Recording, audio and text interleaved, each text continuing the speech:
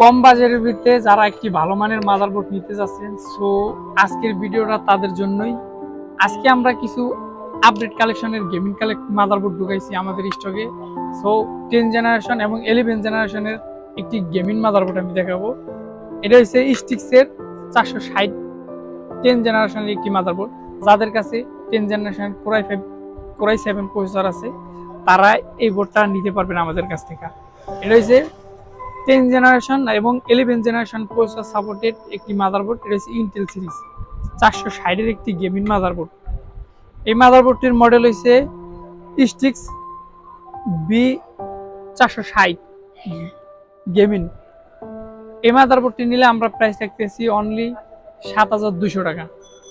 7200 টাকা হইলে 460 এর 10 জেনারেশনের এই গেমিং মাদারবোর্ডটি আমাদের কাছ থেকে